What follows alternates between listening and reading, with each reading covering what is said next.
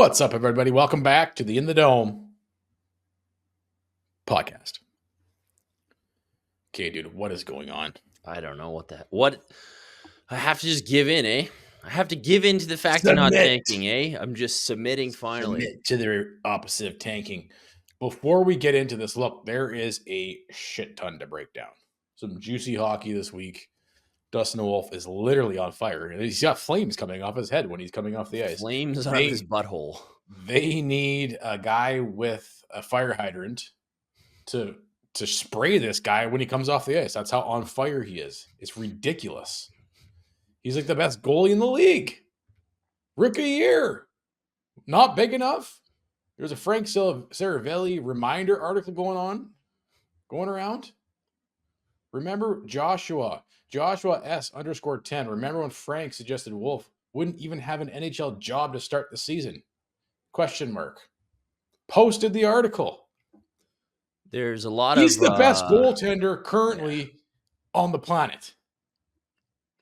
There's a lot of what revisionist. We never said he's too small. Let that sink in. Do I need to put a giant sink in the video? It's insane, dude. What is happening? It really is insane. We're gonna break it all down today. Is it insane though? Like that's the other thing. Is like it's not really that insane. Two-time goalie of the year in the WHL, two-time goalie of the year in the AHL, has the WHL record for save percentage in a single year. He's got flames on his head. We need a good Wolf song. Here we are. American Thanksgiving is what day? Today? What, the 28th, next weekend?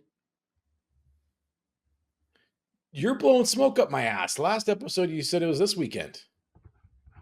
I'm not American. I don't know what goes on down there. There's no way it would be at the end of the month, would it? It's like super close to Christmas, November 28th. Okay, so you got one more week to go. But the reason why we bring up American Thanksgiving is because traditionally speaking, if you're in a playoff spot at American Thanksgiving, you end up in a playoff spot. Obviously, it's not 100% of the time, but it's a good indicator. So we're here to break it all down. How did we get here? Is it sustainable? Where will the Flames end the season? We're going to give you our thoughts today. Dude, how about that last week of hockey? They won 4 straight. Swept the homestand. We ended up last episode looking the road ahead and being like, well, we got some tough competition coming up. We'll have a better indication of where things are at. Swept, bitch. Goodbye. Goodbye, Islanders. Goodbye, Rangers. Goodbye, Predators. Goodbye, Minnesota. Goodbye. Justin Kirkland owns your entire every team who comes to town. Goodbye, LA in the standings. Goodbye, Vegas in the standings for 10 minutes. Peace, Edmonton. Leave you in our dust, eh? The Flames were sitting atop the Pacific Division for about half an hour until Vegas absolutely curb stomped Montreal. And there's still only 1 point out of first. And have the second highest winning percentage in the Pacific Division. It's crazy. What the hell is going on? I think the best way to do this, we'll take it game by game because it was a week full of storylines. Mostly one giant storyline, which is Dustin Wolf had a breakout week. Yeah. Would you call it a breakout week for Dustin Wolf? Yeah, for sure. Breakout in the mainstream media. Wolfmania is what we're calling it. It's time to get the Wolf for Calder hashtag going. It was definitely circulating after the Islanders game.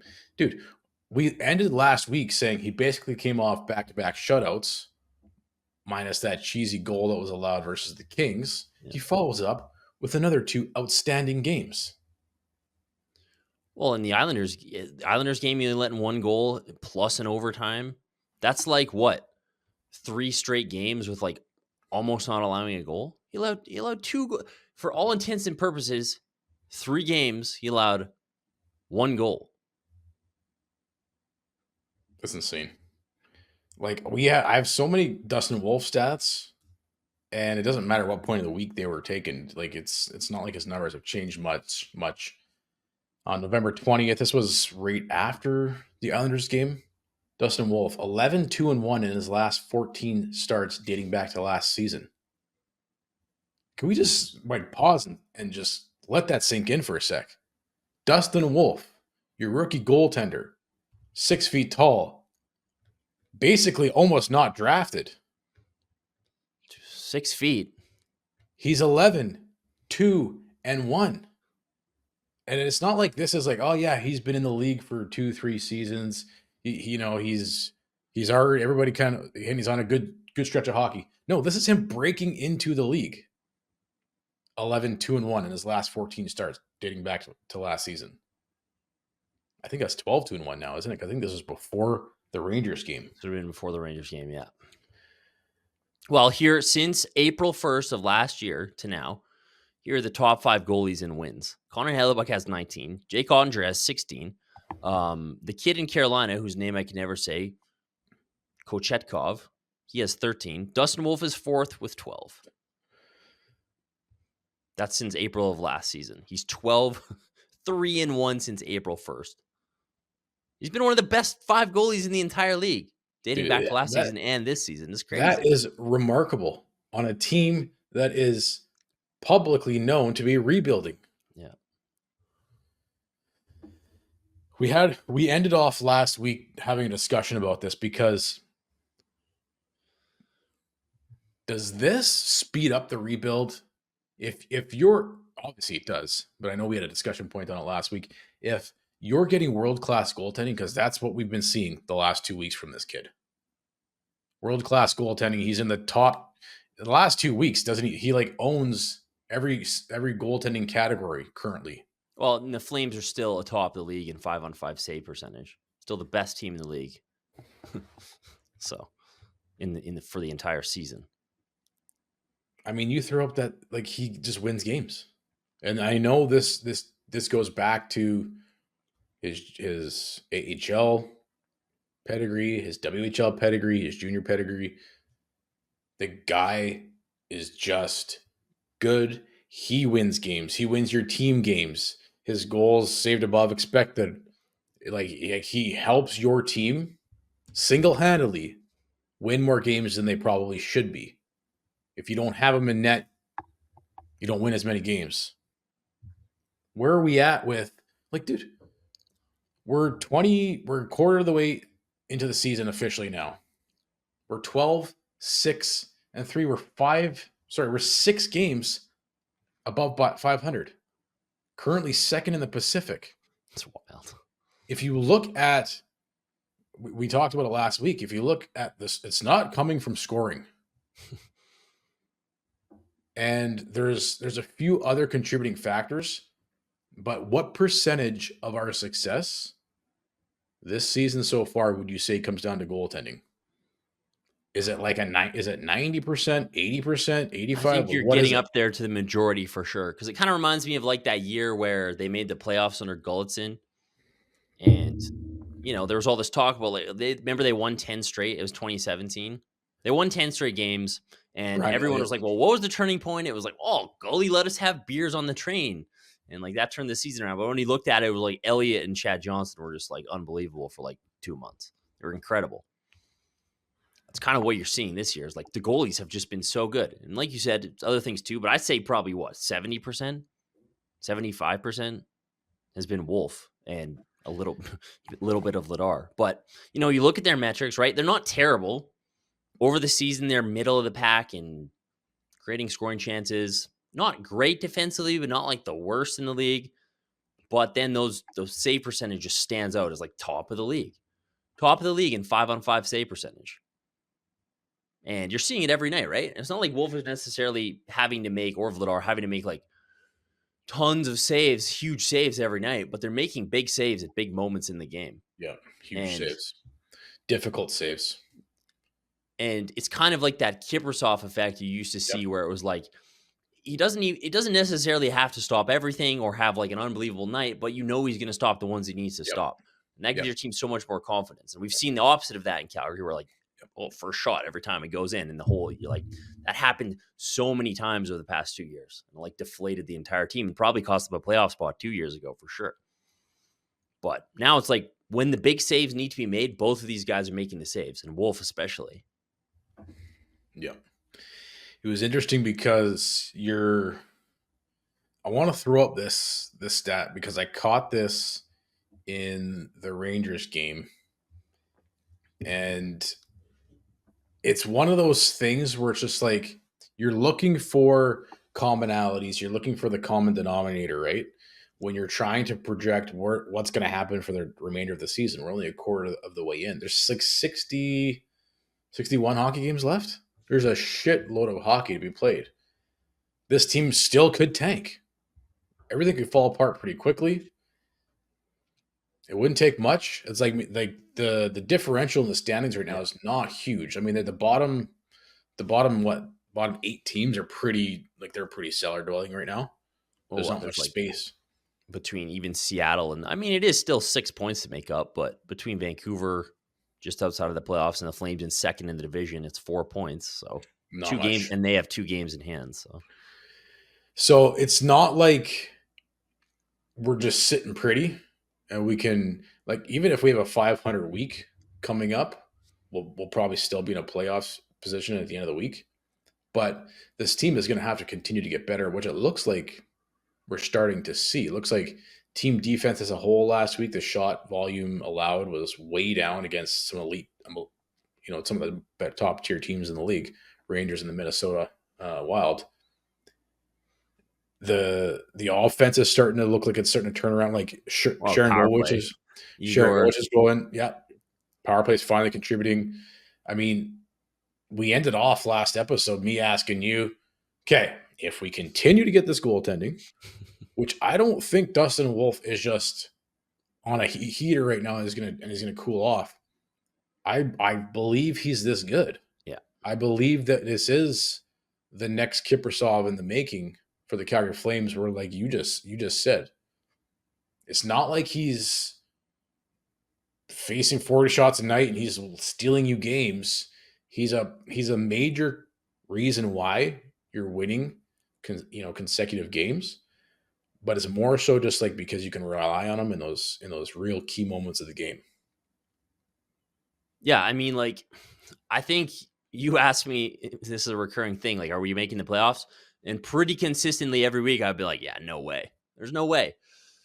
Dude, I'm starting to believe, like, fuck. Well, we just wiped the floor. I mean, the Rangers second half of the game, but the first half of that Rangers game was probably the best we've seen the Flames play in well over 2 years. Yep.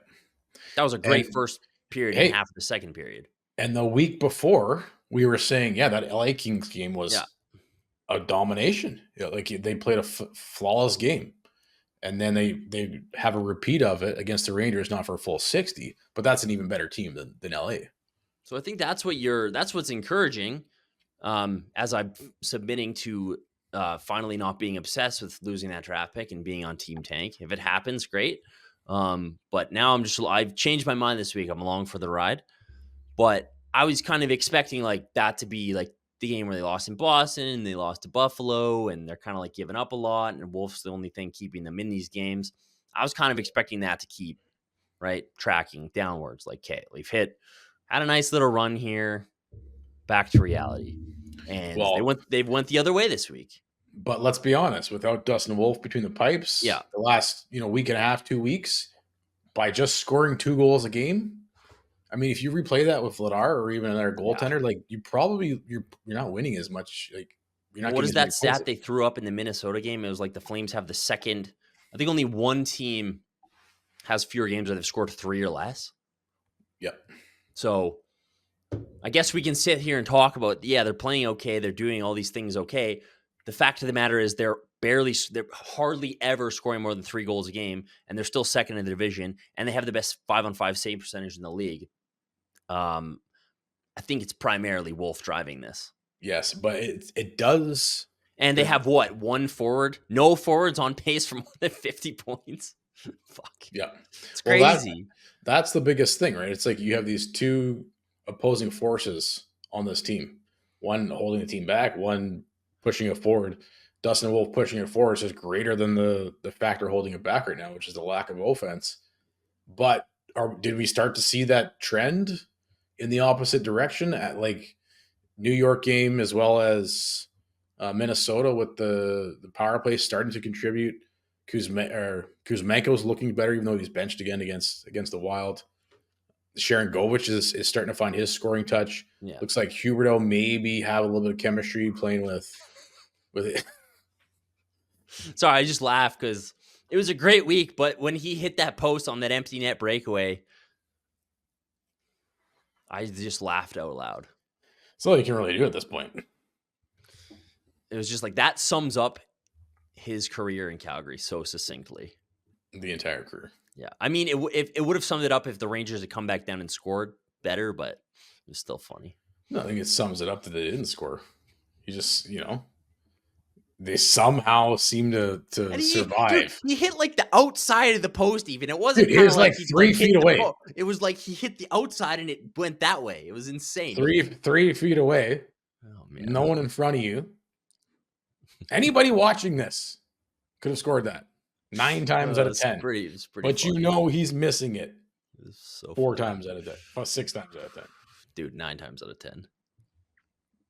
So, this is the main question right now. We're kind of in this, what are we? We don't know yet. It's too early to tell. There's signs that maybe they can keep this up. We ended the last episode asking you, okay, if Wolf continues to do what he's doing, if some of these forwards like Kadri, you threw up this Kadri stat before the Minnesota game where the metrics seem to be actually worse than the eyeball test. Yeah, he's been pretty bad. Like, there's only one positive impact on the game he's having, which is your Corsi 4 per 60. It's not much. It's pretty minimal. But he is an extreme liability in your other categories. No? How do you break down this chart? Well, it's Hubert out there too, but if you've seen, it's Evolving Hockey has their RAPM charts, which just like isolates your impact. And I mean, obviously, how many goals does Kadri even have this season? Like 5? I guess he has 5 goals, but 11 points in 21 games. He's been a bit of a problem defensively, and the numbers suggest that. But is he going to turn it around? I don't know. We kind of saw this with him last year, where he started the season terribly, and then he started playing with Zary Impossible and looked like a totally different player. So I don't know. Maybe you give a guy like him a bit of the benefit of the doubt. But like you're saying, if even Kadri was playing at the level he was at last year, like how we'd be legit, eh? Well, and coming back, Minko too. Like if they were scoring at the rate they were scoring at last year, we'd be freaking first in the division with a bullet. Or how about just Huberto? We went through the numbers last week. They're all on pace for under 50 points. Yeah.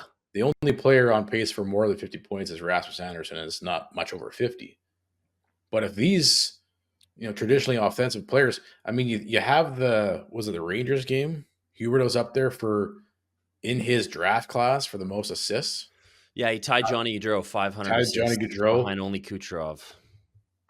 I'm looking at shit like that, and I'm like, how? Yeah.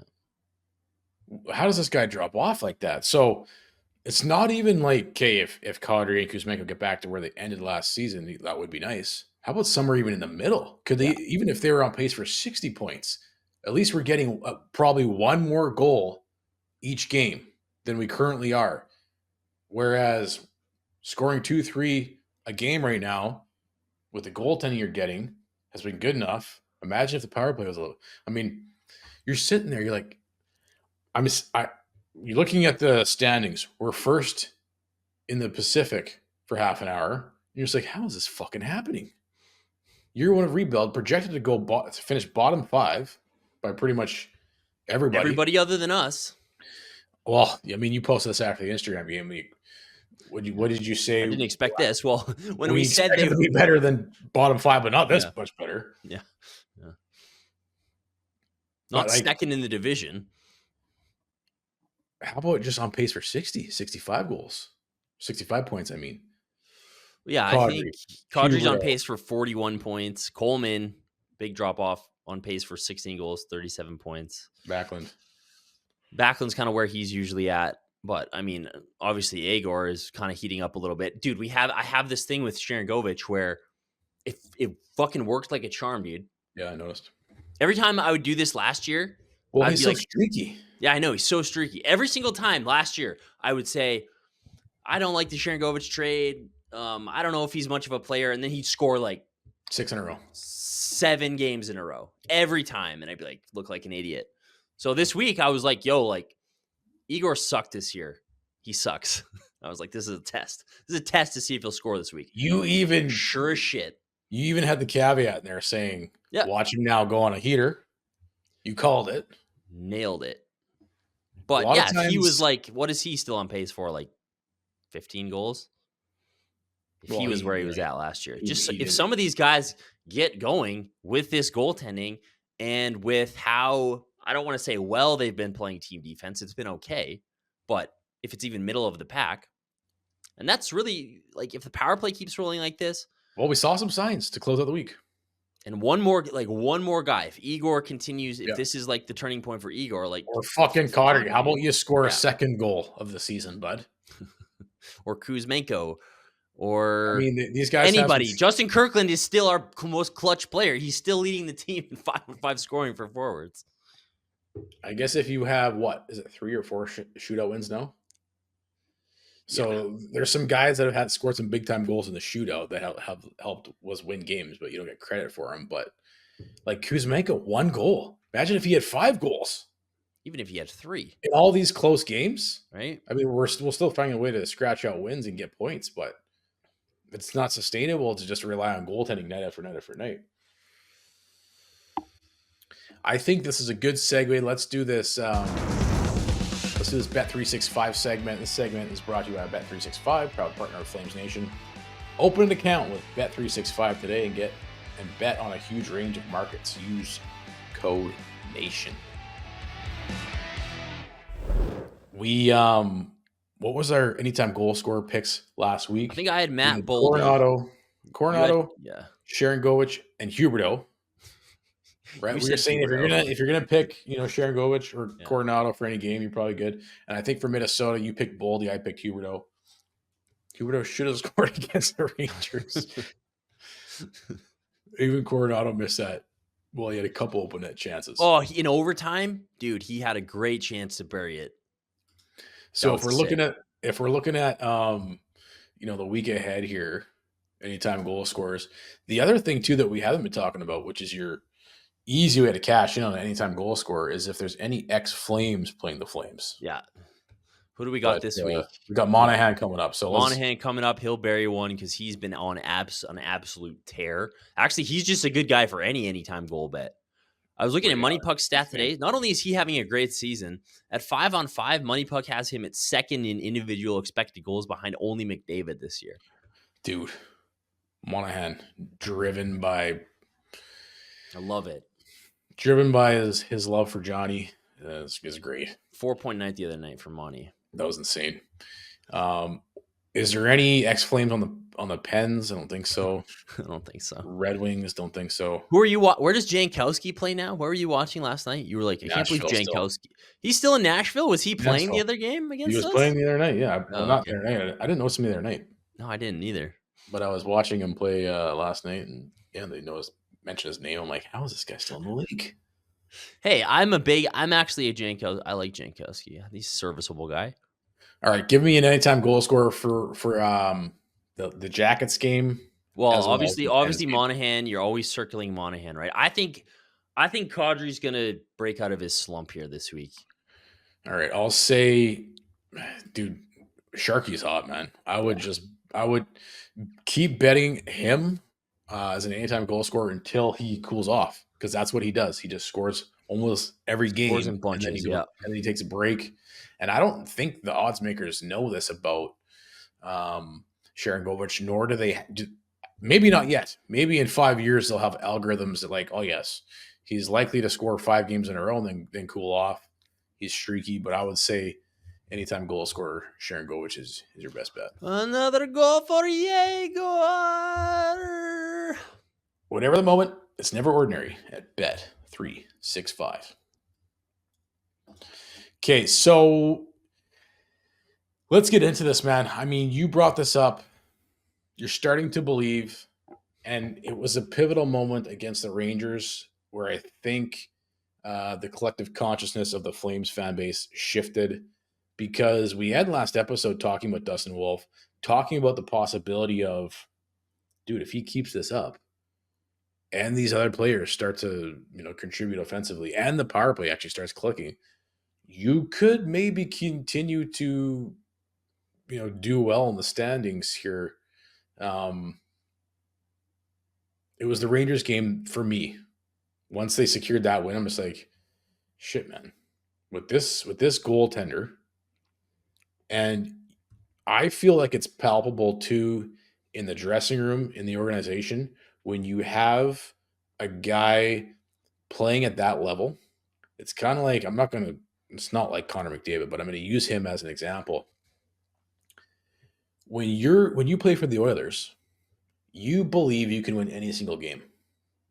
Why? It's a two-part factor, but the main one is you have Connor McDavid on your team. He could score 8 points on any given night. He could beat a team single-handedly on any given night on the scoreboard. You have Draisaitl as well, so you put the two of them together. It's like once there's a threshold established where you know what those two can do, you believe you can win any game. And in the past 2 weeks, that's starting to happen for me with Dustin Wolf. I don't think he's on a heater. I think this is actually how good this kid is. I think he's going to continue to get better. But I think where that belief is starting to happen, I don't want to speak for you, but I'll let you do that. I think for me, that's what's driving my belief is like, this kid is legit. This kid he's elite. And he's been putting up some of the top numbers in the best league in the world over the past 2 weeks. If that doesn't give you belief in the dressing room, on the ice, sitting in the stands watching the games, I don't know what else would. But for me, I feel like something has shifted where it's just like, you know what? Holy shit. If Dustin Wolf continues to play like this, and a few other things go right, this team could make the playoffs. Yeah, he gives you that. Like I said, when you've got a guy back there who you know is going to make the saves he needs to make. Like, how many great saves did he make when it was 0-0 against the Islanders? Like, he robbed Horvat like 3 or 4 times. But to me, it's that also. I think there's just like a little bit of like magic shit going on right now too. Yeah, there's some good juju. Because like I was watching that Islanders game, it was 1-0. I don't know. I was kind of like, yeah, like this is boring. A 1-0 would be a good loss for the Tanks. It means Wolf still plays well, and we don't get the 2 points. But then Anderson scores on the power play, not late in the game, but late enough in the game where it was like, oh fuck yeah, yep. And then they win on a Justin Kirkland signature Costco signature goal. Yeah, signature brand, right? So like those things kind of happening, kind of like. Those are those little things that you can't really like quantify or explain, but it's just like there's just like a little bit, and it's just probably the nature of hockey and sports, like a little bit of magic happening, right? Even when Kirkland went out against the in the shootout against the Wild, I was like, come on, like it was cool, it worked twice. It's not going to work again. Yeah, it worked. So there's like a little bit of that going on too. And we talked about this at the beginning of the season. That's kind of what happened in that 2014-15 season too. There was just some magic. Yep, things just going right at the right times. And that's kind of what's happening a little bit here. And I don't want to get ahead of myself. And it's largely being driven by Dustin Wolf. I mean, it's also to give Huska credit too. Like, we've been critical of some of his lineup decisions. He's kind of left things alone a little bit lately, which I think has helped kind of settle things down. Agreed. And the one thing I've always been positive about Huska with, even last year, is like, it's really boring to watch. And I think part of how he has them playing also kind of contributes to maybe some of these guys not scoring. But at the end of the day, he knows he has a bit of an underskilled team. And they are every single game is close enough that if you can get an extra save or get one player to make a big play, you're always in every single game. So while I think Wolf, the games this week proved to me that the system this team is playing is probably enough where, you know what, even if Wolf isn't at his absolute best every single night, like they could still make a bit of a push here and possibly squeak out a playoff berth. And I've completely submitted myself over to not team tank. I've in my mind, I've already let that draft pick go now. I've accepted it. It's gone in my mind. So this is the first part of my healing process. So I guess it's a little early for this, but we haven't really discussed all the angles. But fuck it, I'm going to do it anyways. Where does this team finish? Oh, frick, man. And the thing I didn't anticipate is that the division is just like everything's so tight. That's what I wasn't anticipating. I don't think anybody anticipated the Oilers would, well, we kind of did. I thought the Oilers would struggle. I didn't think they'd be like, what are they, 3 points behind us? I didn't think that would be the case. They can't seem to catch us yet. They will in the second quarter. I'd be sure of that. But whatever's going on with Vancouver, I know obviously some like weird injury stuff and whatnot is happening there, but they haven't been very good. Even Seattle's been meh. It's just like everybody's been meh. yeah. So that's what I didn't really take into account. And I think once you get into the nitty gritty of it, that's when maybe the Flames kind of run out a bit of steam, right? When teams are tightening up defensively and the playoff races really intensify, that's where like the teams with a lot of skill will be able to take over and maybe start winning more of those 1-goal games. Yeah. However, no team has played in as many 1-goal games as the Calgary Flames over the past 3 seasons. If they're still in a playoff spot, like by the end of the week, American Thanksgiving, which apparently like 70% of the time, if you're in a playoff spot by then, you're making the playoffs. I think we can say they're probably. My assumption is still that I think Vancouver, like the Oilers are going to be ahead of them when all things are said and done, aren't they? Oh, yeah. Even though fuck them. I think the Oilers will. Vancouver will. I'm not sure about Seattle. I thought Seattle was a bit of a unicorn last year, right? Because they were kind of like us last year, just surprising people. Oh, don't worry, they'll tail off. They don't tail off. The one thing is, though, when teams are chasing you, when you have to be overtaken by like 3 teams, that can be tough, as we've seen. Like we were chasing it the last 2 years. There's like, oh, fuck, there's like 5 teams in front of us. There's no way we can leapfrog all of them. So that gets tough. So at this moment, I'm not totally ready to say yes, playoff team, but they're right in the mix, and let's fucking go, baby. All right, let's break this down, because after the Rangers game, I pulled the fan base on X and I said, where are you at for Flames making the playoffs? Starting to believe, still don't believe, never stop believing. The people who said never stop believing, you'll always believe. It's like an unhealthy. Yeah, it's not good. That's a codependent, toxic relationship you're in. That's not good. So, but you had to have that on there to weed that number out. We don't want them skewing the other two results. By far and away, people are starting to believe. There's still the honest group that still doesn't believe.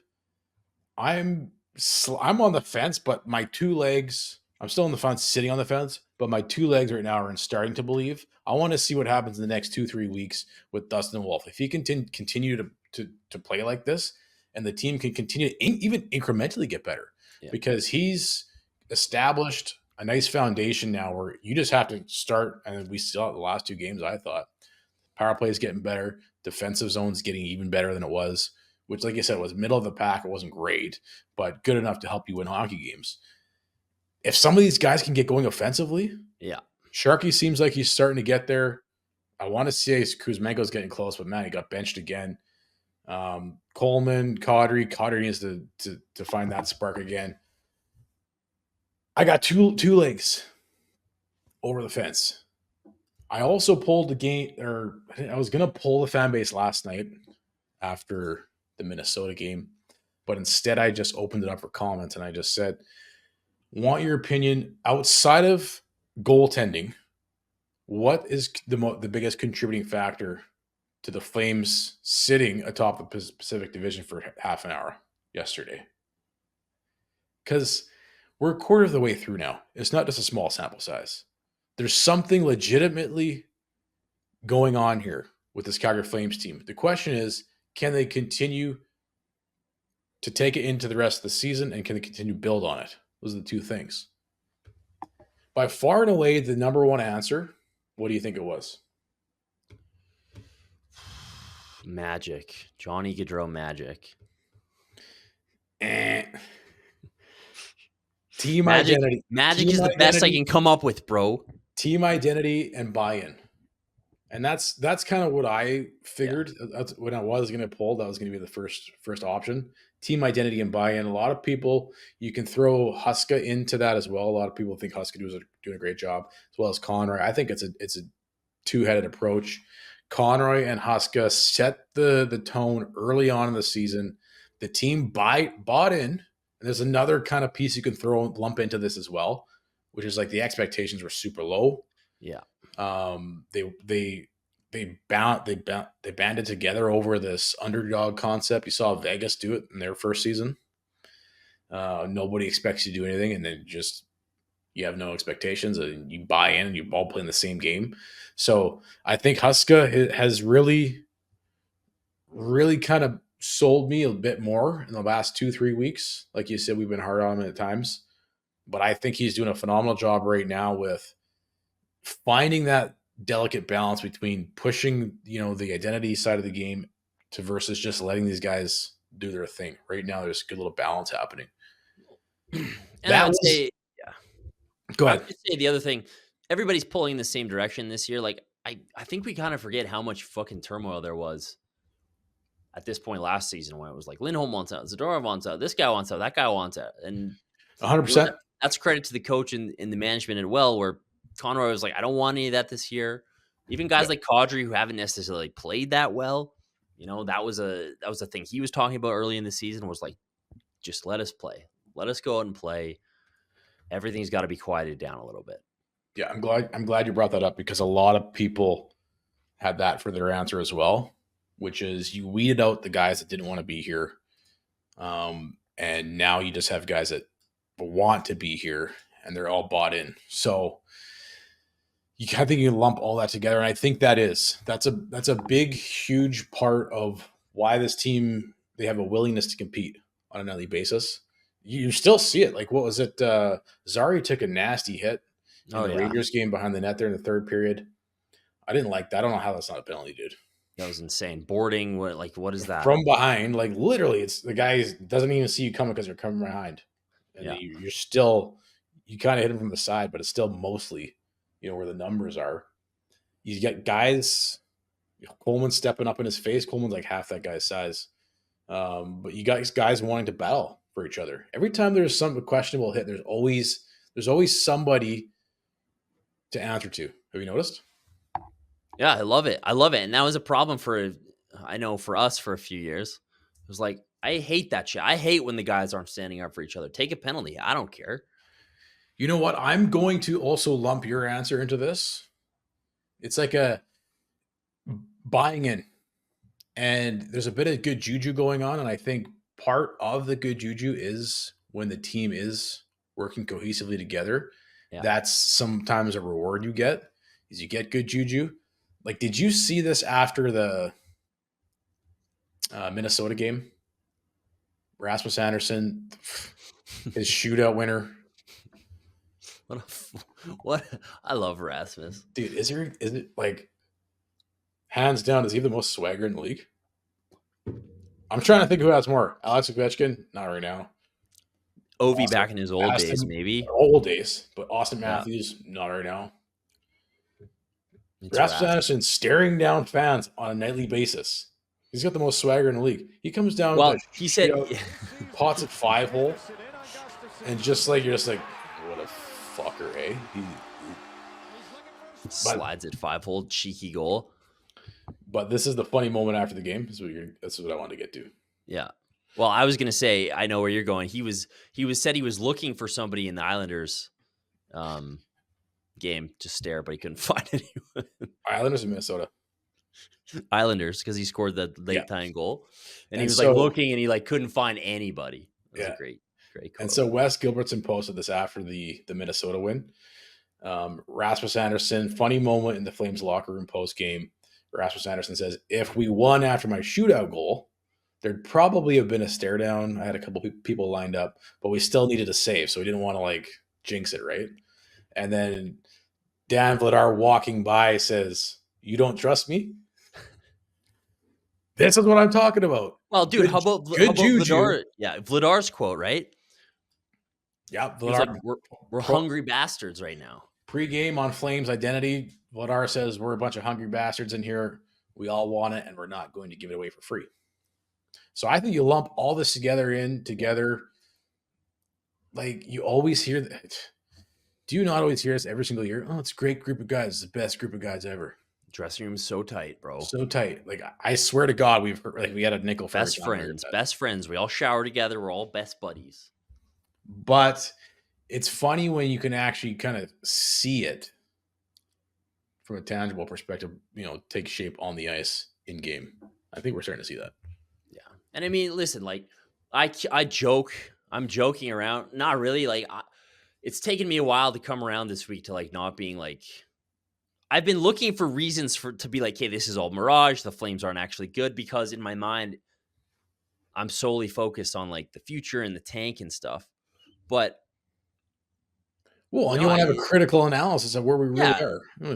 Exactly. And it's hard for me as a person who's generally kind of native and in year one of a rebuild and worrying about things 2 or 3 years from now. But when you've been in an abusive relationship. Yeah, exactly what it is, dude. That's exactly what it is. And I've learned from that. But you told me you were going to stop drinking. This is the 100th time. Do I really? I swear it's going to be different. It's going to be different this time. I swear, baby. But I think at this point, we just have to accept that like the Flames are fun to watch right now, and they're a decent team. Yep. And they might make the playoffs. You mentioned we might lose that goddamn draft pick. You mentioned that hey, but like I agree with you. If they make the playoffs, who cares about the draft pick? Yeah. It's if they miss the playoffs, end up in the mushy middle, and lose the draft pick. That's where it's going to be real shitty. That's where it's annoying. Yeah, I swear, baby. I'm a changed man, baby. There's gotta be a meme for that, dude. Someone's gotta come up with a meme. But it's gonna be different, baby. The second, guess what the second most popular answer was? Why this team is where they are in the standings. And I knew this was going to be an answer, even though I know we've kind of debunked it a bit. That's your hint. What have we debunked? I feel like we've debunked everything about this team in the past. So team defense. Team defense. Okay. Was this the right, by far and away the second most popular answer. And look, I get it. I think it looks better than it really is when you have the best save percentage in the league. I know you've done a good job of looking down, like breaking down the analytics to it. And it's more so mid-pack than it is, upper tier in the league. But when you're middle of the pack defense with the best goaltending in the league, I mean, you're going to have a good. Well, outcome. I mean, I think the best way, maybe here's a good way to frame it. Like in their last 11 games, they've only outchanced their opponent at 5-on-5 in 4 of those games. Yep. So like they're still, even the games they're playing really well in, like the LA game and the Rangers game, which they dominate for the first half, like New York still ends up, I think, outchancing them at 5-on-5 for sure. So, they're not the 2005-2006 Calgary Flames defensively. They're not Daryl Sutter defensive. They're not, right? Like Daniil Miller-Manov is still like our 4th best defenseman, and even though he's been good of late, he still tends to wander a little bit. They're not locking down the best defensive club of all time here. Daryl Sutter's still probably cringing a lot when he's watching, but they've been, like you said, been good enough. It's more kind of like middle of the pack. I think this month until this week, it had been maybe a bit lower. I think they were like 23rd in shots allowed, 18th in expected goals against. After a few decent games, they're more middle of the pack in those stats, but still middle of the pack, right? So it's not, I'm not dismissing it. They haven't been, it's a miracle that they're this good defensively given, like, think about where you're at the beginning of the season. We were looking at it being like, hey, that forward group's okay. Yep. It's been the opposite. It's weird. We're like, hey, they might be able to score some goals, but it's going to be an absolute tire fire every night when your 6 defensemen is that thin. And they've been pretty good. It's been very odd. And I think that also has to do with how Husky has them playing too, but it's not like they've been great defensively, haven't been terrible. They've been somewhere in the middle, and you just combine that with what? Has he been the best goal? They've been the best goalie tandem in the league. Tandem, for sure, I think, right? Yep. I don't even think there's any denying that. So I mean, we can arguably even put, Maybe the or guys in Toronto, but I think probably the Flames guys have been better. we could even arguably put a good portion of the team defense as a reason why this team has had success under the whole identity concept. It's more so playing as a Yep. team, committing to what the coach is preaching. Um, the third the third option I had, in my opinion, and a couple people mentioned this. For the most part, it was identity with all those other things in there, right? Guys who want to be here, the team defense. A few people, and this is kind of what I was thinking too, but a few people mentioned it, which was um, the strength of opponents, as well as is there a little bit of luck on your side. Yeah. Well, yeah, that was with the And Magic, you even see shootout it, yes. wins. But even then, throw that into the juju category, Yeah. right? If you're buying in, you're going to get rewarded. If you're playing as a team, you're going to get rewarded. It's just the way the hockey gods operate. You know this. You play the game the right way, night in, night out. You're going to start getting those bounces. And if you have a guy like Wolf in there, and you know that what you're getting on a night in and night out, you're gonna. I think some belief is starting to form not only in the fan base but on that team. It reminds me of. You always bring this up, man. In 2004, there was some quote, I can't remember who answered it, but the team as a whole basically communicated that it was after they beat Detroit when they were like, holy shit, we can do this. We can win the Stanley Cup. We can take down the rest. That's when the belief really set in. I think like until that belief sets in, you're just motivated. You're just running on motivation. You're like, yeah, like fuck this. No one believes in us. We're gonna do it anyways. Yeah, see, we could do it. We could do it.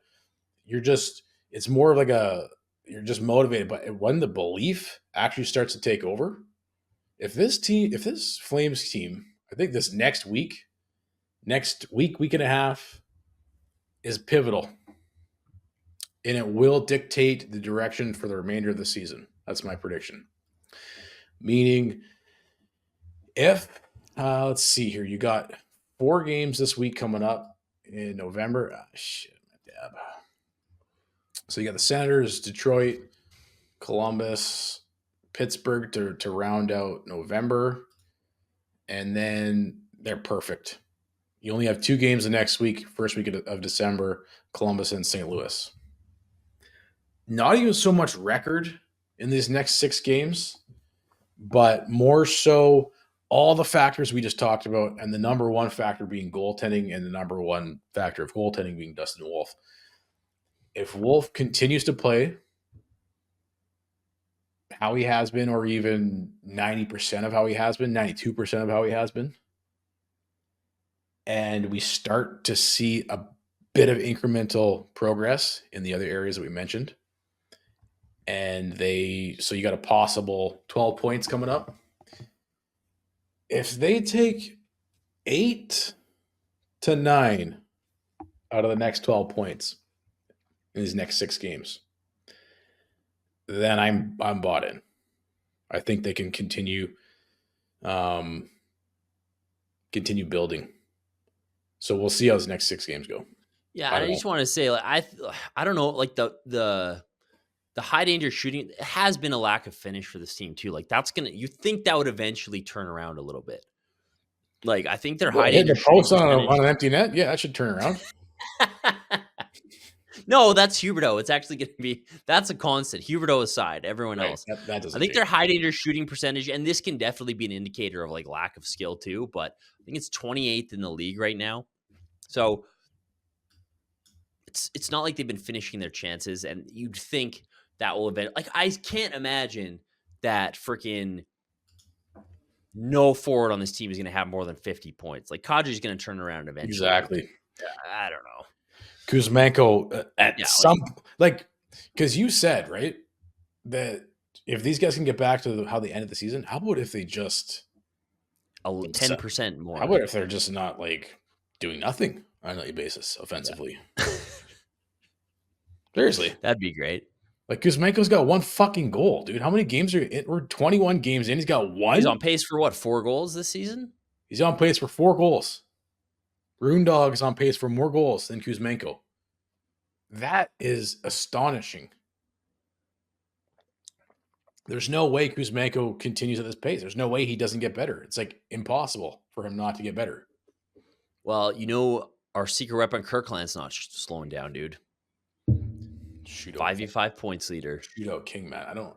It's Dude, It's it is unbelievable unbelievable. how that move works every time. Like I said, he was doing it in Minnesota against Minnesota, and I was like, no way. And then it looked like Snipes. I was like, holy shit. the goalie wasn't even close. But you know what's going to happen, right? The goalies are going to catch on. It's going to become league wide known, and they're going to know what to expect. So I wonder if it still works when they're expecting. Well, that was my assumption in that game, but we'll see how long it keeps going. But even aside from the shootouts, he still has 8-5 on 5 points. He had an assist in that game on the Rooney goal. What a great story he's been. Holy, for a guy who's career AHL, it's been sick. He's a Costco guy. All right, I said I wanted to throw the stat up earlier. I do want to throw it up now because this comes back to this next 6 games, man. So I don't know if you noticed this, but they had this up. I think it was on the Rangers game. Flames splits this season. So the last 7 games, I guess it's the last 8 games now. They're 5-1-2. Or is this against Minnesota? Are they 5-1-2 in their last 8? All I know is Wolfie is 5-0-1. So regardless, they're like 5-1-2 or 6-1-2.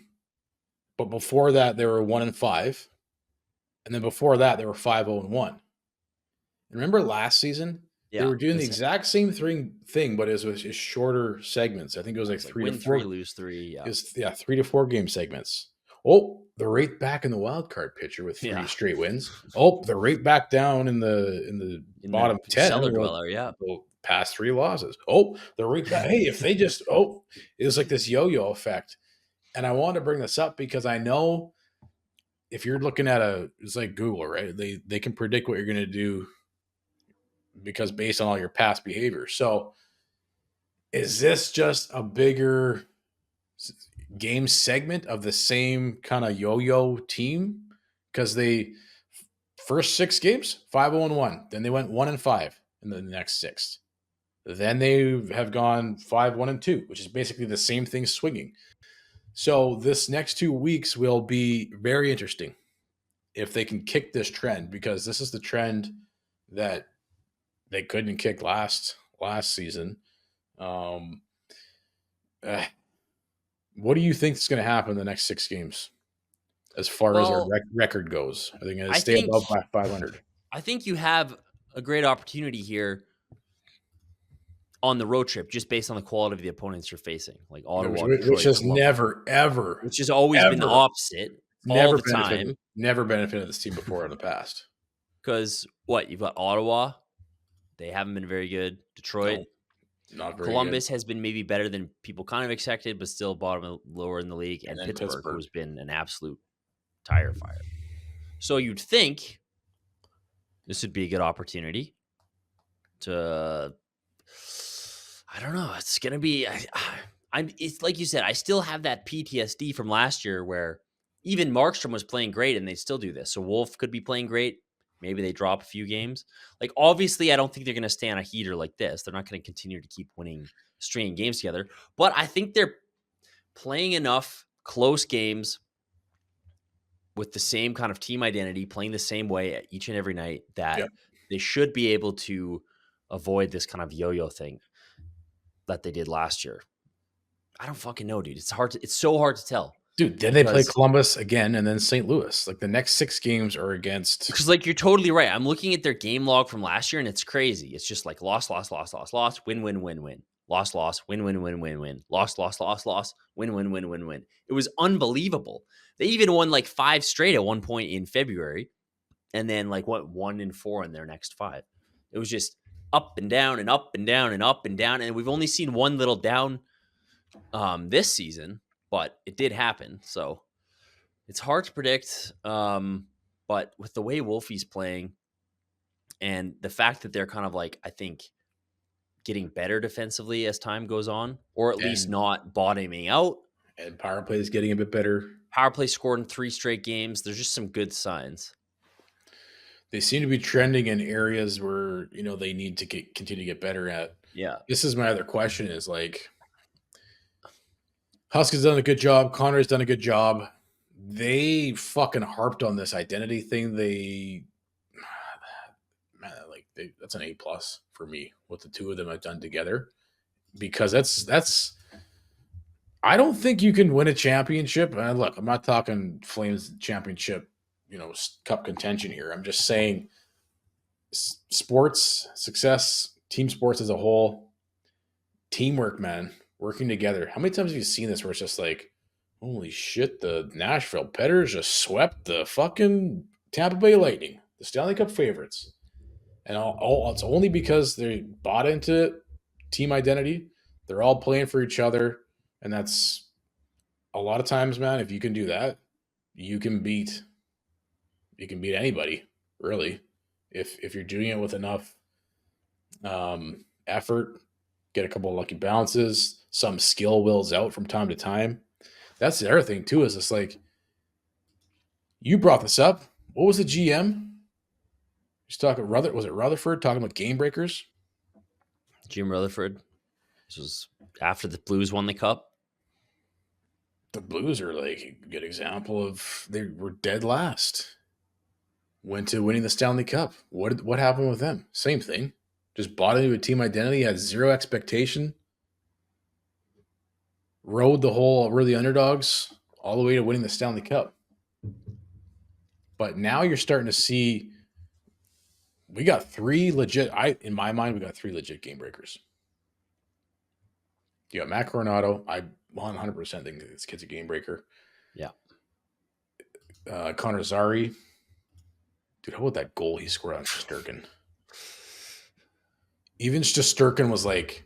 He was like, wow, good job. He's tip of the cap, bro. Shesterkin looks behind him. He's like, where the fuck did that get past me? That was insane. That was, I think, the nicest goal I've seen all year. That was a 6-9. That was a Johnny Gaudreau style, like kind of a tough angle roof job. That was sick. Zary is one of those guys where he looks like he could have 5 points every game. Yeah. And what was it? Yeah, Robert. What's his last name? Munich? Robert Munich. Just remember Bobby Germany. He does okay. He does a great job of posting in-game highlights. If there's anything I ever want to comment on, I just wait 5 minutes and he's got it up there. This was the other night. It wasn't even that goal. Zary dangles somebody. Yeah, the toe drag, the backhand little toe drag. And he posted, I'm just like, yeah, this is a nightly dangle. Yeah. And it was, I think, Flash Stevens, another good follow on Twitter, but he's like, yeah, just wait till he continues to get even better. Yeah.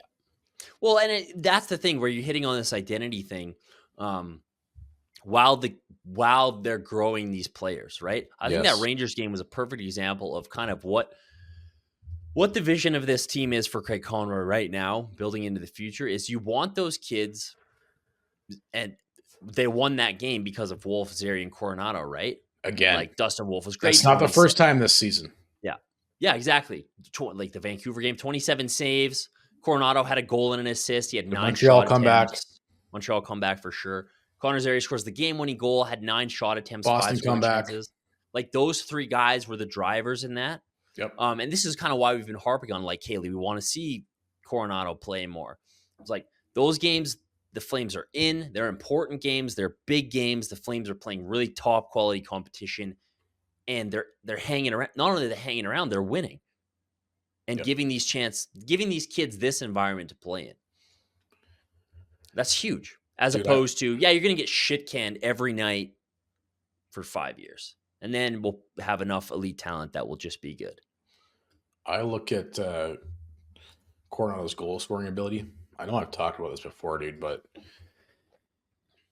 he has some serious God-given skill here.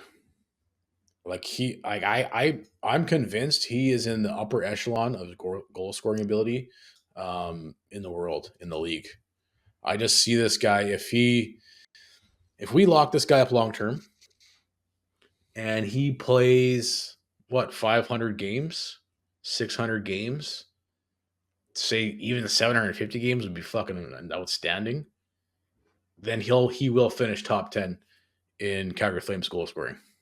If he spends the majority of his career in Calgary, I believe he'll finish top 10 in Calgary Flames franchise goal scoring. He's been so good recently. I've been so impressed with him. And I know I get into a lot of arguments with people over like the sending him down earlier in the season, but man, has he been their best skater in November? Probably. He leads the team in scoring. I think him and Uyghur are tied with 7 points. I think he leads the team in plus minus over that time span. He's just been effective. He's kind of like a mix of like a Mangiapane and a Monahan. He's got the kind of water bug buzzsaw ability on the boards and in other areas on the ice, like Mangiapane had, with the Monahan. Probably with a better shot. Does he have a better snipe than Monahan? Probably not snipe, but probably a heavier shot. Just been a pleasure to watch. I think the difference between the two of them, I think he does. And I know that's pretty boldish to say. Boldish? Bullish. Bold and bullish. Bold and But bullish. I think Monahan's knack is just finding job. that sweet spot in the slot. Yeah. But Coronado has the ability to get the shot off. Like I've said this before. I mean, if anybody is listening to this and they play hockey and they want to learn how to score more goals, just watch this guy. Yeah. Because there's a point, and let's reverse engineer it. You have to get the shot to beat the goaltender to finish it off. So that's just, can you place your shot, which he can. And there's a second part of that too, which is like knowing where to place it. Like that goal on the first goal against Shesterkin. Fuck. Are you kidding me? Like, you know how difficult that is to do? So not only does he know where to place it, and he can place it there, that's like the finishing touch. But there's so much more that leads up to that. Is when you have the puck, you now need to get to the spot on the ice where you can do that, where you can put it where you need to get it past the goaltender. And that's a talent in and of itself. But so Sharon Grovich does a great play. And you always hear this. This is like growing up playing hockey. If you drop it back to Coronado, then skate towards the net, create some space for him. So that he opens it up perfectly, man. That was textbook. Then Coronado, he's like, oh, you can see he has that killer instinct where he's like, fuck, if I can get it to this spot, then I know where to put it to get it past the goaltender. And that's, to me, is like, that's the hardest part of being an elite goal scorer, is getting to that spot. But you watch, if you want to learn how to score more goals, watch him. Because if you can figure out those three things in conjunction, that's how it's done. Yeah, and he had quite a few chances in that game too, where he could have had 2 or 3 more goals. He's an underrated playmaker too, dude. Oh yeah, for sure. Underrated all around the ice, man. How have you liked Zary at center? I have loved Zary at center. So I think obviously he finally gets on the board, but like you said, it's like he looks like he could score 5 every night. And I think having him center where he can carry the puck and do what he does with the puck is huge. He hasn't his game offensively hasn't changed at all since playing a center. And I don't know defensive wise, but is there any case not to have him at center? No, I think we saw him there in a short period last 5 or 6 games last year. I can't remember if it was the last. It was near the end of the season. He was playing center with Huberdeau on his wing, and they actually looked really good together. And I was curious as to why they didn't. Obviously, Pospisil started their hot this season, but I was eager to see that again. And his game just lends itself to center so well, right? He's so smart, good with the puck. He carries the puck from zone to zone, which is something the Flames sorely lack, especially at center. Why isn't he the I don't know why he isn't the point man entry guy on the power play. They're still using Sharon Govich, which is like he's strong on his strong wing, but both sides of the puck, like fuck, Zary can dangle. He toe drags a guy every game. Yeah, he can beat a guy 1-on-1 if he has to before he dishes it. I haven't seen zone entry numbers, but I'm sure that he's definitely up there for Flames players in terms of controlled zone entries. So yeah, keep rolling with him. Like if you have now your franchise goalie, you've got your franchise D coming in Perek. You probably don't have the franchise centerman yet. and Muse and Brstevich and everyone, everybody else. Battaglia. Dude, it is. You know what? Like, you got me fucking psyched up last night because, or it was today. We were texting and I was like, Parekh has 14 points in his last 5 games, and we're in second place in the Pacific Division. We have them like 20 mil in cap space. We are absolutely stockpiled with draft picks. How for is the the next Heat doing? 2 drafts. The Wranglers are absolutely lighting it up. Rory Cairns leads the entire AHL in goals and points. Pelche and Dewar are top 10. It's just like every Devin level you look Cooley at, is the Devin best Cooley's goaltender. Exactly. It's just like every single. We're paying. You know what's happening? We paid the piper with all our suffering over the years. It's finally starting to happen. Everything's coming up, man. This is an exciting time to be a Flames fan. It might, and I'm careful to say this because I swear to God, the last time I said this, the last time these words left my mouth was, it's an exciting time to be a Flames fan. Yeah. Were right after we lost to the Oilers in the playoffs, and I was like, hey, look at the future, man. Like, we're going to be one of the best teams in the league for the next 5 years. And then everything fell apart a week later, so I'm very hesitant to say it, but dare I fucking say, as Black Pillar Central, who's been kind of bummed out this season, this is exciting as shit, man. The difference is that was a situation built on cards, a house built on cards. And this is a situation where Connery has done the dirty work. The amount of work he did in the last 2 seasons, it's paying off. So we're reaping some rewards here. And the drafting, dude. Is it luck? I don't think so. When you hit on this many draft picks, I don't think that's luck, man. That's just good, solid drafting. It's an exciting time to be a Flames fan, man. Wolf is I think we all knew he was going to be good, but it's kind of like now to see him in the flesh and see him playing this well, it's kind of like he's here, right? Good. It was kind of like when Gaudreau showed up that year, and it was like, we've got our franchise guy, man. Like we have our franchise guy. We've got him. He's here already. Wolf, Zari, and Coronado are the 3 difference makers against the Rangers. Throw in Sharangovich in there too. How many more years do we have him? What did he sign? Long term, right? He signed 5 by 5. He's locked up 5 by 5. He's my third player as a game breaker. I think he's a legitimate game breaker. I feel like let's throw out the first 10 games of the season because he's starting the season on injury. It's never easy to do. I think right now you're more so seeing what we have in this guy. An actual threat on the power play when Huberdeau is not everything's funneling through Huberdeau. They're starting to make some changes. He's like the guy in front of the net now. It's exciting, man. I said to you, the future is here. Yeah. Might have been a bit optimistic in the current situation, but you're starting to taste it. Is it though? You're starting to taste it. Dude, well, if Wolf is this good, then yes, it is here. And I know we talked about this last episode. It was just like, at what point do you start? You have to adjust.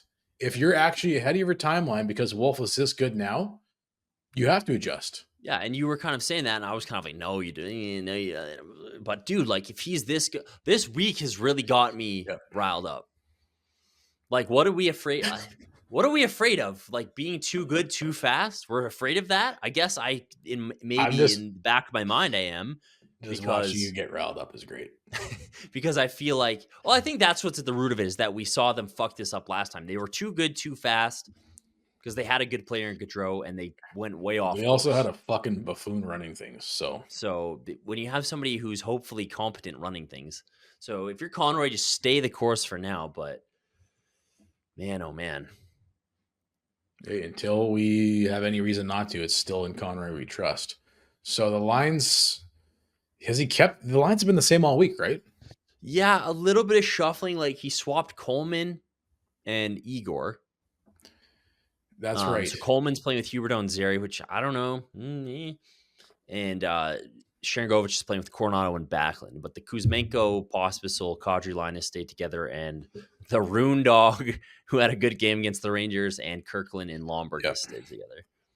I pulled X and fan base said Rune Dog was player of the game versus the Rangers. The Wild. Versus the Wild, yeah. Dude, he was all over it. He had like he could have had 3 goals, yeah. I mean, if the guy could finish I know he scored, so I shouldn't really harp on him, but it's not harping on him. It's just he is what he is. Haroon I don't dog. expect more out of his skill level. I just expect the coach to put the guy where he belongs. And I do so wish if he's promoted to the top 6, that's when I start complaining. I had no problem in being on the 4th line.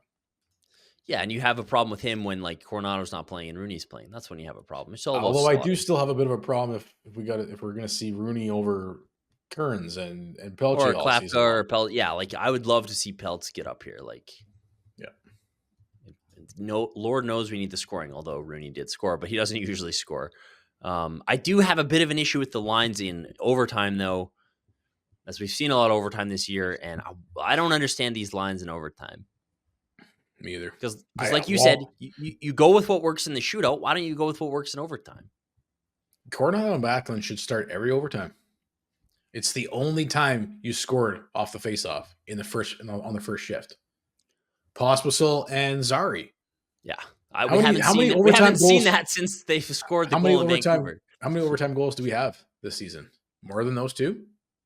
I think it's just those 2, isn't it? I think that's it. The only overtime goals you have, you never use that combination. Well, I guess lost against Boston. He does put Coronado with Backlund as a combination, but I know, but like start with those 2. Start with those guys, and like we've said, and I don't know about having Miramanov with those 2.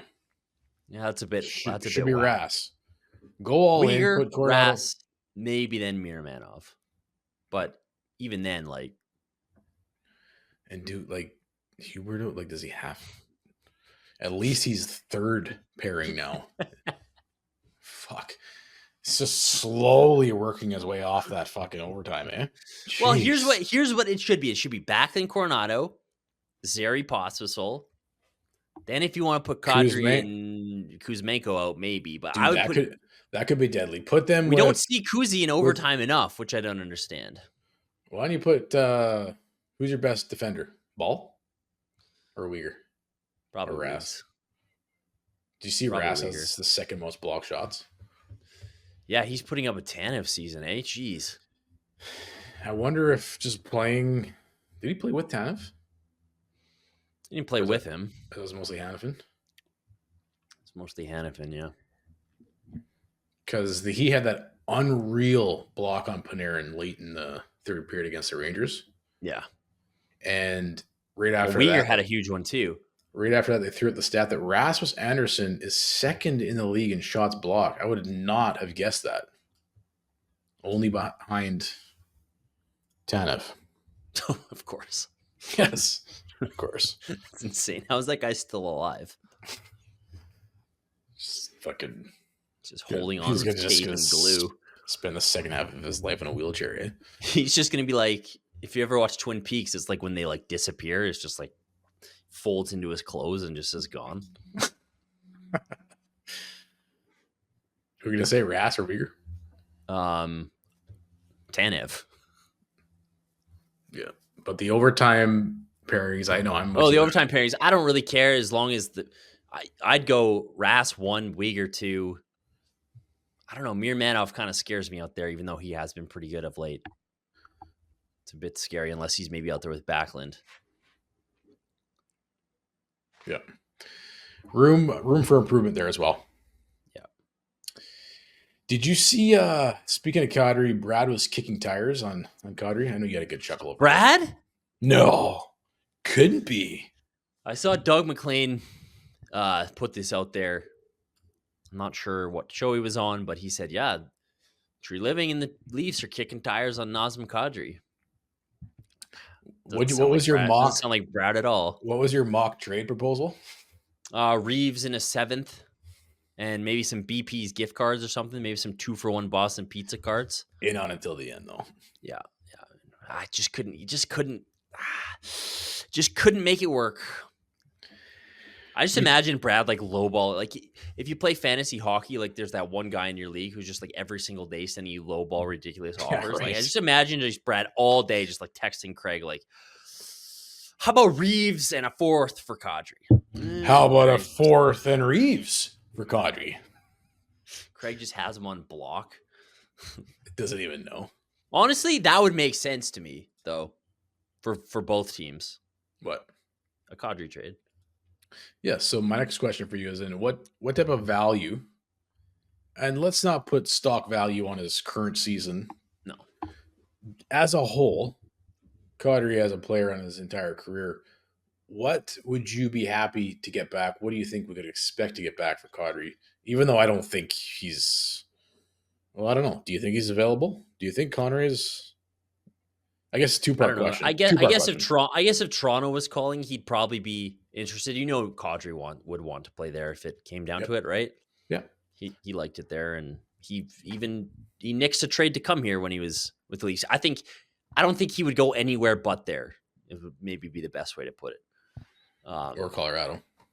Or maybe Colorado. He'd go back. Or like if a contender came knocking, like it's whoa, we're fucking second place in the Pacific. Yeah, we're a fucking contender right now. Hey, we got the world's best goaltender. But I know if you're looking at the Leafs without Austin Matthews, that center depth looks pretty nasty, pretty quick. And Brad's up for it. He's been trying to get Kadri every day for the past 10 years of his career. So it would make sense. I don't know what kind of value you'd be looking for other than maybe you get like a first round pick. I don't know. Maybe you could probably from Brad. You got to remember who you're dealing with here. From Brad, you could give whatever the hell you wanted. Right? From Brad, if you threw in how many we got, maybe this is Conroy's master plan. This is how Brad makes trades. This is what I want. You just tell me what it costs, and I'll pay it. No counter negotiation. Maybe this is Connie's grand plan with all these extra defensemen we have. He's just been collecting them to fleece Brad in a trade. He's just going to dangle Hanley and Mirmanov and all these other guys and just be like, ooh, I've got some extra defensemen at the deadline for you, Bradley. Want to give me a first? Thank you. I don't know. You could probably make something work out fair value with Toronto, I think. But it's not like Kadri's. What is he here for 4 more years after this? Is that what it is? Oh, wow. Time flies. So it's not like he's like the Huberdeau contract where it's going to continue to kill you for the rest of eternity. But I'm sure if Toronto came knocking, the Flames would be listening.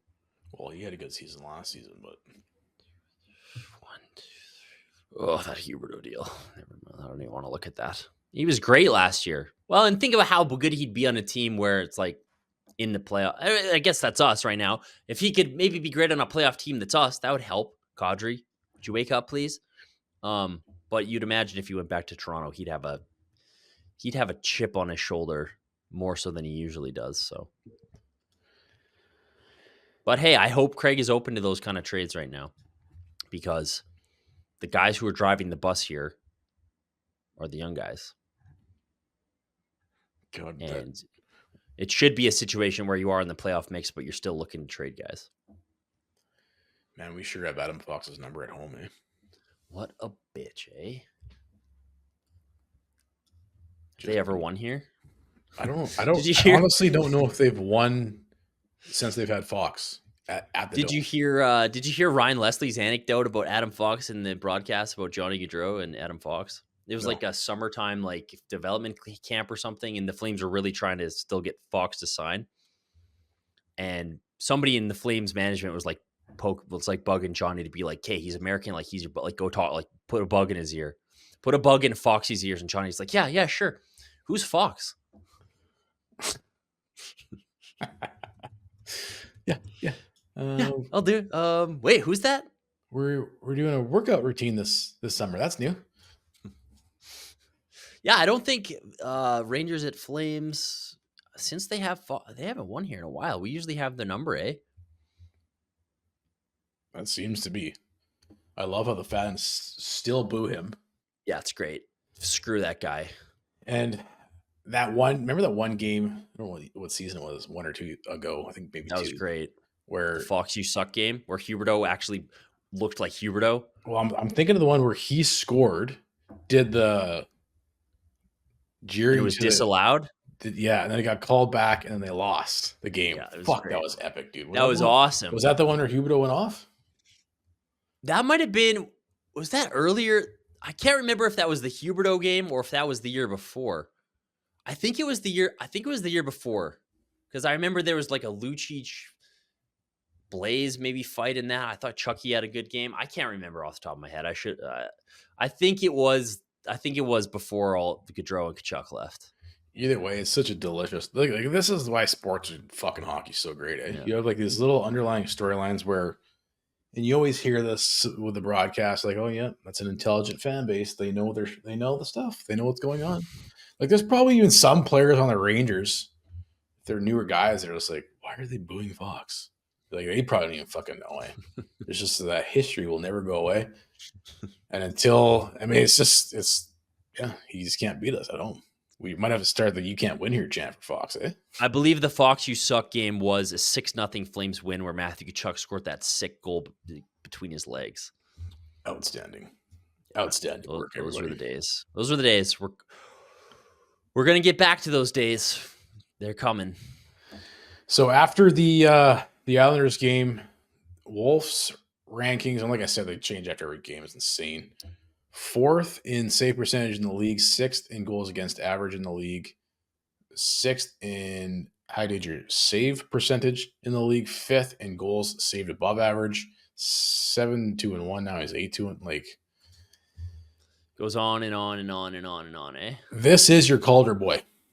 Oh yeah. And Pinder's been posting the tracker on this for the Calder favorites. The guy is skyrocketing up on the odds. As he should. If the Flames make the playoffs, he's not even in the Calder, just in the Calder conversation. He's gonna be in the Vezina conversation if they make it, without a fucking doubt. If they make the playoffs and he continues on this pace, is he in the Hart conversation? Totally.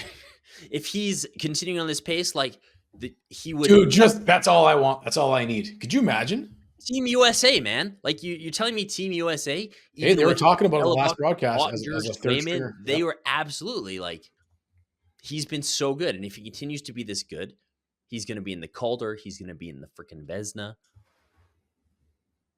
And can you imagine? How sick would that be? I got to not get ahead of myself here, but dude, that'd be pretty sweet. I don't care anymore. Get ahead of yourself. I love it. As soon as I get ahead of myself, I come back. Watching this show is just like this. It's like 1 week I'm happy, next week I'm depressed. 1 week I'm happy, next week I'm depressed. 1 week it just never ends. Ride the emotional roller coaster. That gotta ride the wave. That's what I always got to do it. You can't get caught up in trying to say we're not doing this show to be even keel. Even keel is not entertaining. Ride the wave, baby. Ride the wave. Even keel is not entertaining. What was the better? Was the Rangers game the best performance of the season, or are you still going to say that was the Kings game? Well, the first half of the Rangers game was incredible. Were 26. They were like 31-9. They were like 31-9 at one point. That's crazy. But the Rangers kind of turned it on later in the game, and I'll say the Rangers game is still the best performance of the season because that's probably the best 25-30 minutes of hockey I've seen the Flames play in years. That was a great game. There's 2 more Dustin Wolf posts that I want to get to because this was circulating again. I don't know why I said 4th round like last. I didn't realize he was 7th round last. Yeah. 214th overall.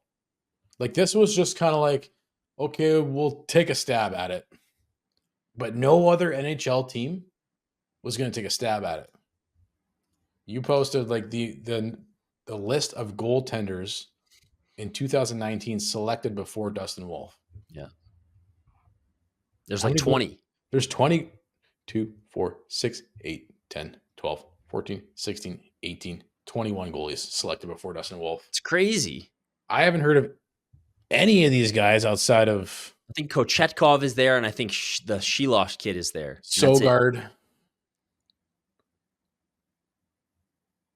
Yeah, these are all known. These are all nobodies. Well, dude, this Spencer Knight is he better than Spencer Knight? He will be. Totally, I think so. Dustin Wolf. Sorry, go ahead.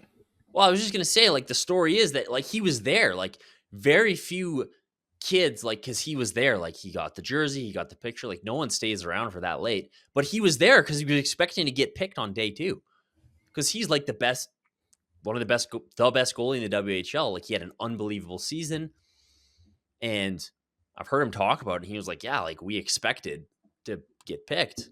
And he was there with his mom and his agent. I don't know if his dad was there, but they were sitting there all day and no one's picking him. And he's sitting there and he's like, what is going on? And his agent was going around to teams being like, guys, like he's not that small. Like, what the hell is going on? And he just sat there all day. And finally the Flames picked him. And that's what I said. It's like this guy, it's like his village origin story right there. It's like villain origin story. Yep. every day, every night Motivation he's in the net. fuel. He's remembering sitting there being like, fuck these guys. Dude, I'll legit. show you.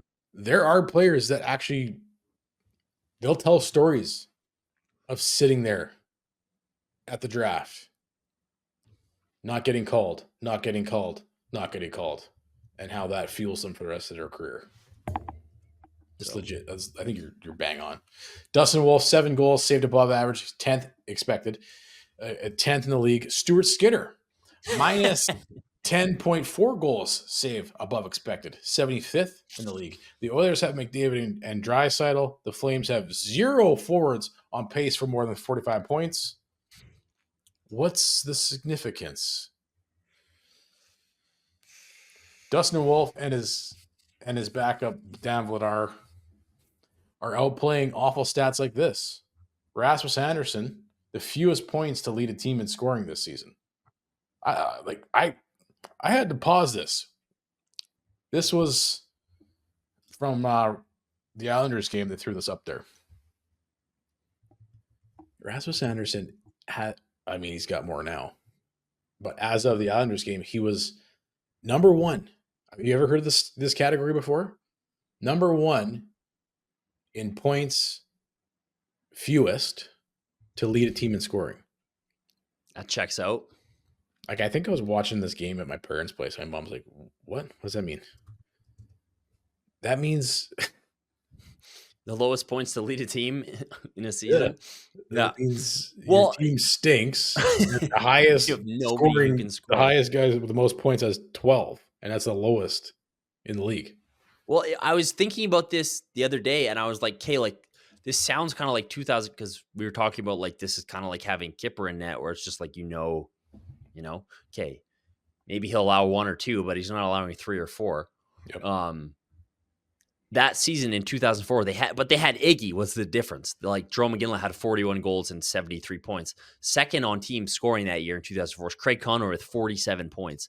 Third is Sean Donovan with 42 points. Only 3 players on the entire team that year, and this is a different era where scoring was lower, but still, only 3 players had more than 40 points.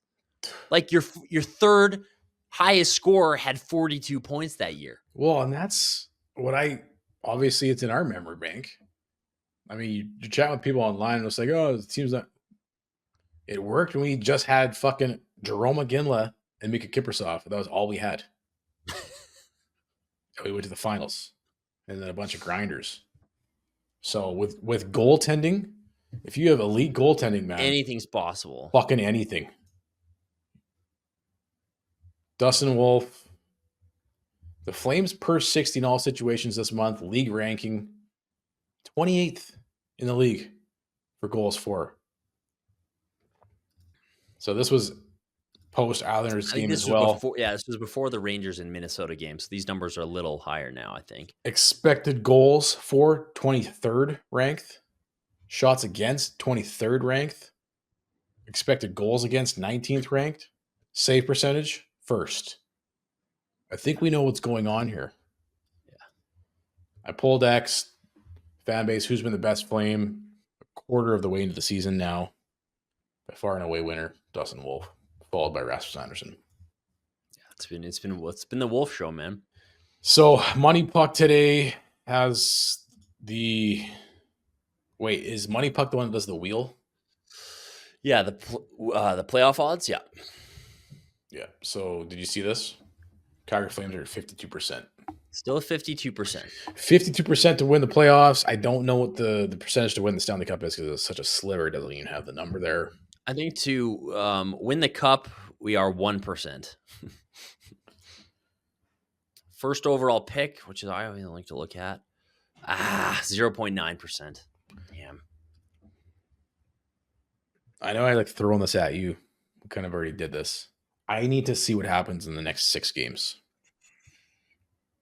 But this team is starting to make a believer out of me based on the play of Dustin Wolf. And if that continues, like we said, I think anything's possible, even a playoff berth this season. Yeah, I'm in the starting to believe category. Like you said, this week's huge. If they can even win like 2 of 4 this week, and I think play some decent hockey, because that's what I'm always looking at is like how are they actually winning games? How are they actually playing? Is this a mirage? Is it not? If they play like 4 pretty good games this week on the road and pick up even 5 points, I'm a believer. This could easily be the most pivotal moment in the schedule for the season. And it's one of those things too where it's just like, Huska, here's your chance to shine. Can you prepare this team? Can you continue to push all the right buttons, to say all the right words, to have this team bought in? Because if they play like they've been playing against the next 6 opponents, they should win 4 of those games, especially if Dustin Wolf continues to do what he does. But that's a big thing, because once when you have no pressure on you and you start to get success, that's when it can start to fuck with your head a bit. How do you handle the success now? And how does Huska coach his way through the success? That's going to be my number one storyline to watch over the next 6 games is what's the mindset of this team, and can Huska get this team to actually, push through a threshold and become an even better team than they already are. All right, man, let's wrap it up with the prospects here, and we'll call it an epi. Muse and Breck continue to go off. Dude, Zane has 14 points in his last 5 games. So those are really the 2 guys we've been focused on. Matvey Greedon had a good week in the QJ in the Q this week as well. But Zane and Muse have been unbelievable. And at one point, they were tied for second amongst defensemen in scoring. I think they're 3-4 now. Zane Perek now has 29 points in 20 games, while Henry Muse has 27 points in 21 games. Good for 3-4 in OHL defenseman scoring. Dude, they have been on fire. I think Muse even had a hat trick this last week. Yeah, he did. It was originally an assist or something with that, but then they reviewed it. Yeah. At 4 points in that game. Like I said, Zane Perek has been absolutely on fire. So, dude, like you said, exciting times. It's November 24th, 2024, and as of right now, it's an exciting time to be a Flames fan. We'll see what the next week brings. And take the under on the Flames. Hey guys, thanks for watching. Be sure to check out more of our content right here on the Flames Nation YouTube page. We had a bunch of great long-form interviews. You can check out some videos we've done as well outside of the studio. And of course, if you want more writing or merchandise stuff, flamesnation.ca or nationgear.ca. Appreciate you watching.